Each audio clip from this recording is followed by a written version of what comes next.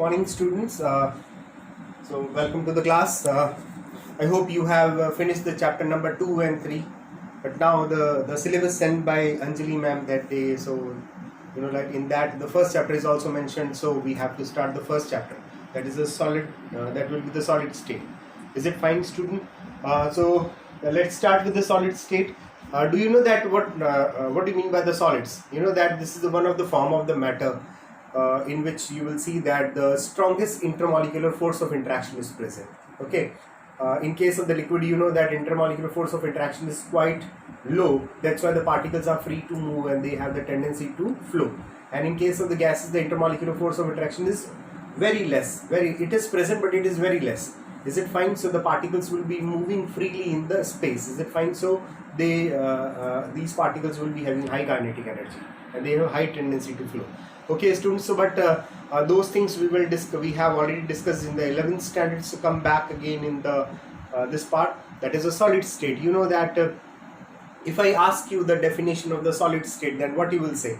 I know that most of the students will give the definition on the basis of the properties, like solids are incompressible, solids have high melting and boiling point, solids are having high density, solids are blah blah blah, many things are there. Is it fine? So you give the definition on the basis of their properties, right? But actually it is not the definition. The properties cannot be the definition. The definition can be one, and because of that particular definition, the rest of the properties will come. So that part is, the definition part is, the solids are those states of matter in which the strongest the force of interaction is present, the force of attraction is present between the particles. Is it fine? Yeah, particles will be exhibiting the stronger force of attraction. Is it fine? Due to which all the particles will come close to each other, and the rest of the properties will come. When they will come close to each other, the intermolecular space will be very less. They do not flow. They simply vibrate on their axis. Is it fine? At the mean position, and they are not compressible, they are rigid in the nature, they have the fixed shape, high melting point, boiling point, etc. Is it fine? And the force of attraction can be varied. If it is very strong, then it will be very hard, and if it is somewhat weaker, then we can cut the solid with the help of the knife, like sodium. Sodium is a solid metal, is it fine? But the force of attraction is quite low, that's why we can cut with the help of the knife. Is it right? But ultimately the force of attraction will be stronger as compared to the liquid and the gases. Okay, students, so this will be the proper definition, and the rest of the properties are coming because of this definition. Now come to the type of the solids. You know, in the nature there are two types of the solid. If I ask you that, have you seen the two different type of the solid? So most of the students will say yes, they have seen, but they do not separate the type of the solids. Like you can see the glass is a type of the solid, right? And you can see the diamond is also the type of the solid. Okay, if you see the wood is a type of the solid, whereas you can see the plastic is a solid, stone is a solid. The various things are there. Even your chemical materials which you have seen in the 11th standard or probably in the 10th standard in the chemistry laboratory, they are solid in the nature, and these solids can be of two kinds. One will be your amorphous and second will be your crystalline. Okay, so we classify the whole category of the solid into the two parts. The one will be the amorphous part and the second will be your crystalline. So what is the meaning of the amorphous? Amorphous, why the solids can be classified on the basis? So basically you will see that the classification is based upon the arrangement of the particles. Okay, the particles present in the solid, how they are arranged. That is, on the basis of this thing we can classify that. If arrangement is fixed and they will form a particular type of the geometry, and this geometry is repeating again and again, is it fine? So such type of the solid in which everything is uniformly arrangement of the particles are there, then such type of the solids are called as a crystalline solid. Is it fine? And if the solids are having the particles arrangement haphazard, like they are forming suppose one geometry, and this geometry cannot be repeated. They look like they are forming a geometry, but this geometry will not be repeated again and again. Is it fine? So in that condition, the particles are haphazardly present in that. But still they are solid. Is it fine, student? Okay, so these type of the solids are called as an amorphous solid. So I have drawn one diagram. You can see that this is the amorphous solid and this is the crystalline solid. Okay. Now here you will see that it is a ring structure. There are 3 rings which I made, and there are 4 rings, or you can take the 3 rings also, no problem at all. But here you will see that if you observe from the far away distance, you can see that both are ring structure. Is it clear, student? But there is a specific difference in that if you can analyze this thing. So here in this part you will see that if this ring is there, Then how many particles are there? 1, 2, 3, 4, 5, 6, 7. Okay, the 7 particles are present in that. What about this ring? 1, 2, 3, 4, 5, 6 particles are there. What about this thing? 1, 2, 3, 4, 5, 6 or 7 particles are there. So here the one geometry is there in which the 7 particles are there, but here the 6 particles are there. Probably in the other case, in the other ring, maybe 5 rings may also be there, 4 rings can also be there. So the rings are not having the fixed number of the particles. Although they are looking like a ring, but number of particles are different in all. Is it fine? That means the particles are not arranged in the proper manner. Is it fine? So such type of the solids are called as an amorphous solid. But in this case, you will see that you find this part. So 1, 2, 3, 4, 5, 6 particles are present in that, and it is forming the hexagonal ring. Again, you will see that 1, 2, 3, 4, 5, 6 particles, 6 particles, 6 particles. Everywhere you will see that the 6 particles are present, and the geometry is produced here. The geometry is formed here, that is a hexagonal geometry, and this geometry is repeated again and again. So although both are ring form, but here it is 7 or 6 particles, and only that 6 particles, and it is uniform throughout. Is it fine? The such type of the arrangement in which the uniformity is there, these are called as crystalline solids. Clear, students? Now, next thing is that, like if these are the property, you can give the examples of quartz glass and the quartz. Is it fine? Quartz glass, that means these are some glass pieces. Actually, you will see that very small pieces maybe. Okay, we can use in some utensils, etc. These are called quartz glass. So you will see this is the structure of the quartz glass, and this is the structure of the quartz. Quartz is a crystal basically, which you use in the watches. The quartz watch, etc. You can find it out on the internet. Is it fine? What are the quartz clocks or the watches? Is it fine? The quartz is a small particle, crystal particle, which is highly efficient to give the time. Is it fine? This will be used in the watches, etc. This is the quartz one. So the quartz will be the crystalline form. Quartz glass will be the amorphous form. Okay. Now I have written the few words. Okay, below this. Here it is isotropic and anisotropic. So what is the meaning of that?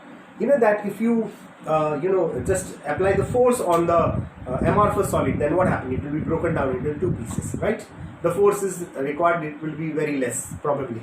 But in this case, if you talk about this crystalline solid, if you apply the force, low force will not work, but if you apply the high force on that, then it will also be broken down into the pieces. But that means both are brittle in the nature. This will also be brittle, this will also be brittle.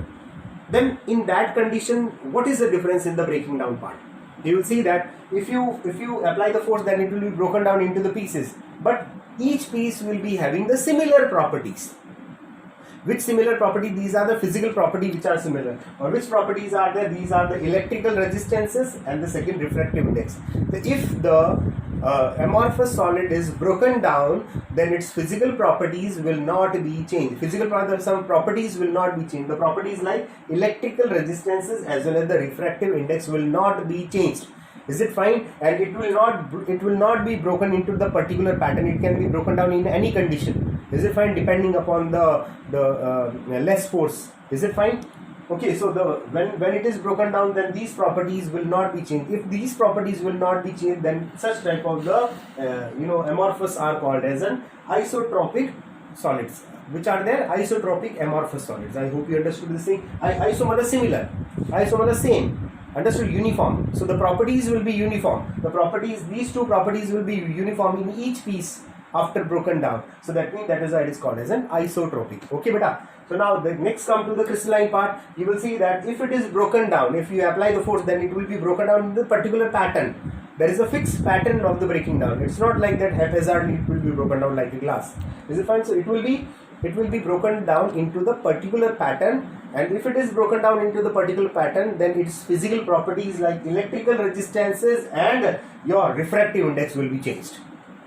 So in case of the amorphous, these properties remain same, that's why this is called as an isotropic. But in case of the amorphous, it will be broken down into the particular pattern will be same, but the physical properties will be changed, that's why it is called as an anisotropic. Anisotropic means the properties will be different. Okay, so this is the part, and you can give the examples of the quartz, etc. Okay, so here in this part, the geometry is not repeating again and again for this part. That is why it is called as a short range order. And if the geometry is repeated again and again, then it is called as a long range order. Okay, so geometry is throughout same long range order, and if geometry is not same throughout, then that is called as a short range order. Is it fine, student? Now come to some other part. Is it fine? So we'll discuss about the glass. Okay. Glass is considered to be the super cooled liquid. You know, the glass which are present in your window pans, your in the home, you can see in your room, maybe probably you can see that window pans are there. Okay, these are made up from the glass. Even old buildings are there, they are having the windows, and the glass is fitted in that. And even in the hundreds of years or 200 of years of the forts, or maybe thousands years of the forts, in them also, you know, that window pans are having the colorful glasses also. Fine. So these glasses are basically the solid, but these glasses are called as a pseudo solids. Okay, what are these called as? These are called as pseudo solid. Understood? And these are also known as a super cooled liquid. Why it is called super cooled liquid? Sometimes if you observe, if you see in the Discovery Channel or in the National Geography, or maybe any other some infotainment channel, you will see that the people are making the glass utensils by using the glass. You know, so first the glass was kept in the fire, and it will come into the semi-solid jelly form, and they take it out and they cut with the help of the scissors, and they will give the shape by blowing the air in that, and they will be converted into the vessel form or some other form. Fine. So they can play with the glass, and they can mold into the different patterns. Is it fine, students? So this glass is, and slowly and gradually the glass will be cooled down, and after cooling down it will be having a fixed shape. That's why the glass is considered to be the super cooled liquid. Understood? So now, what is the use of that? What is the you know, why I am teaching this super cooled liquid? Because the question arises in the examination, like in the old buildings, you know, the old buildings, the glasses are fitted in the window pans. So due to the change in the temperature, because they are fitted since years, understood, since hundreds of years or maybe a couple of years, is it fine? Then due to the change in the temperature, you know that in the daytime the high temperature is there, in the morning, evening low temperature. Due to the change in the temperature, what happens? The glass particles will have the distorted force of interaction. Understood? Due to the change in the temperature, high temperature, the force of interaction will be slowly broken down between the particles, and if it is cooled down, the force of interaction will be stronger. So the force of interaction will not be uniform throughout the day.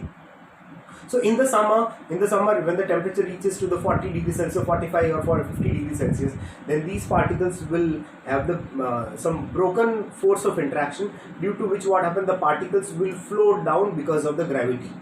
The Earth's gravity will pull these particles of the glasses down. And why these are moving down? Because the temperature responsible for the breaking down of the force of attraction, and the gravity is responsible for pulling down of these particles towards the bottom side.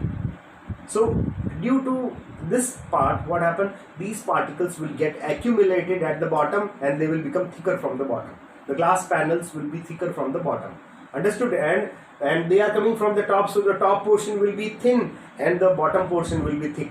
Understood? If you observe under the observation under the microscope, or maybe in the naked eyes, you can see that. Is it fine? So you will find it out, like the bottom portion of the glass will be thicker and the upper portion will be thinner. If the glass is very old, if it is hundreds of years old, then it is not very easy for us to take it out from the window pans. So question comes that why is it not very easy for us to take out the old glass from the old window pans?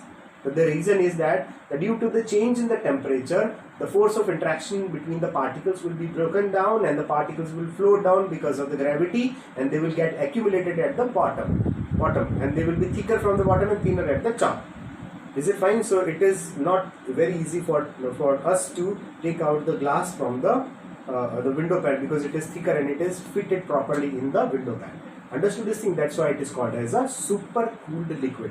Okay, so this was the amorphous part. Now in the whole chapter we will discuss about only and only crystalline solids. Okay, so what type of the crystalline solids will be there, we have to discuss on that. Okay, the crystalline solids. Okay students, so we'll discuss the crystalline solid, and there are further classification of the crystalline solid. There are 4 types of the crystalline solid. We'll discuss tomorrow. Is it fine? The first thing is the crystalline solid will be classified in the first category, that will be the molecular crystalline solid. Second will be your ionic crystalline solid. third will be your metallic crystalline solid, and fourth will be your covalent crystalline solid, or we can say network crystalline solid. Understood? These are the four categories we will discuss tomorrow. Is it clear? Meanwhile, what you will do, you will just go through the chapter. Fine, because this is the first time for you to read this chapter, and so read line to line and try to just make the notes of these whatever I taught today. Okay, so once you read the chapter, you will come to know that what are the basic things in words are there which are there in the book. Okay, so this is the homework for you, and the classification of the crystalline solid and the rest of the portion we will discuss tomorrow. Okay, thanks for today. Have a nice